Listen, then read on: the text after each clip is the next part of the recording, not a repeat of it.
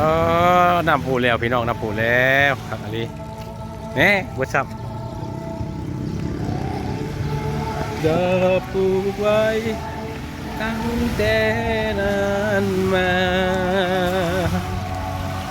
โอ้สวยงามสวยงาม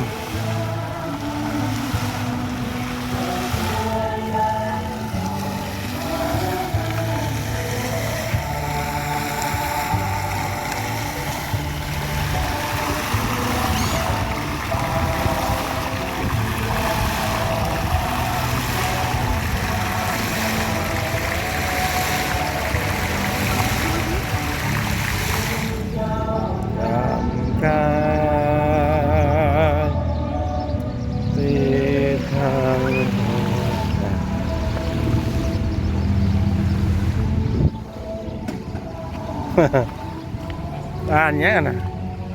อ่านหลังเรา security รักความปลอดภัย CS Capital Security Service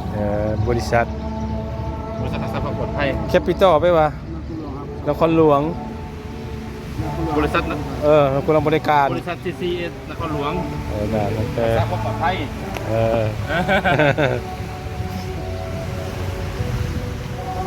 พี่น้องผสมฐานรวงบานนี่พี่น้องเนาะโอ้เมื่อกักเลยทำเลยทำบ่นี่ต้องทำมีเทิงฮะชุดเหลือมนะมันชิบหาลูกเหลือมนะตัวเหลือมจะจอดปะนะหยอดมันเหลือมมุมมาบเนื้อมาบนั่น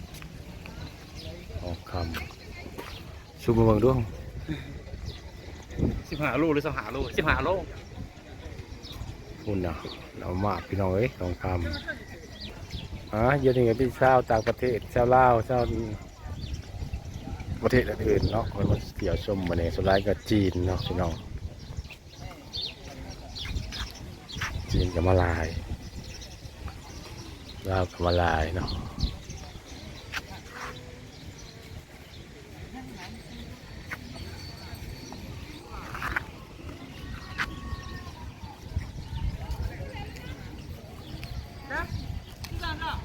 เว้ย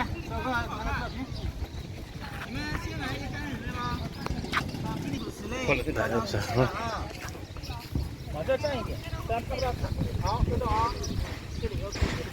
ไปยังเบิ่งวัดไซนางนะเอาไปเบิ่งวัดพญานาค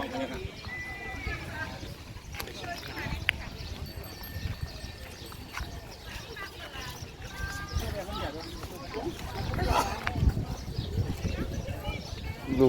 มันดูแล้วนะครับขายเครื่องขายของ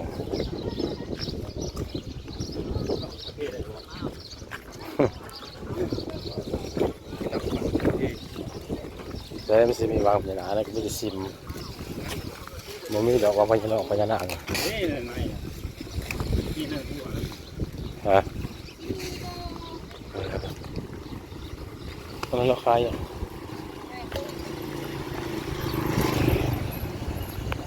ภาพสมหวังพญานาคครับพี่น้องนี่ใช่ล่ะโว้ยคือไปเห็นที่ตัวอะไรนั่นนี่ค่ะใช่อะไรล่ะเหมาะน้องพญานาคเป็นอะไรน้องพญานาคโมมี่ของน้ำบอกน้องพญานาคโมมี่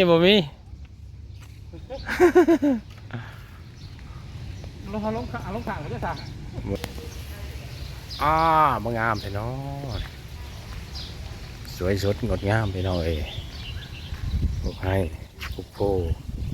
อยู่ข้างโอ้ยห้างเพิงใหญ่แดงห้างเพิงแดง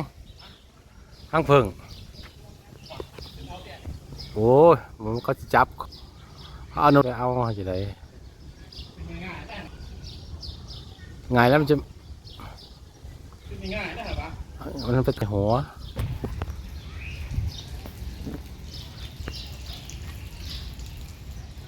พี่น้องเลยพวกให้นกนู้ผู้ปีกกระคักอะไรตัวนี้เพราะว่าลองฟังหน้าทิ้นสุดนะว่าอะไรฟังหน้าทิ้นเนี่ยเปลี่ยนโอ้สวยงามเลย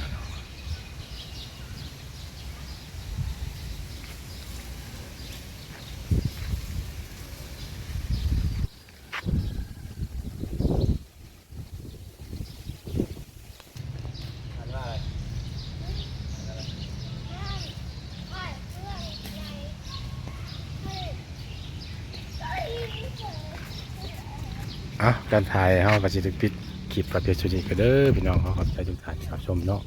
เลาะทานหลวงก็ได้ซ้ำนี้แหละพี่น้องเนาะเอาสบายดี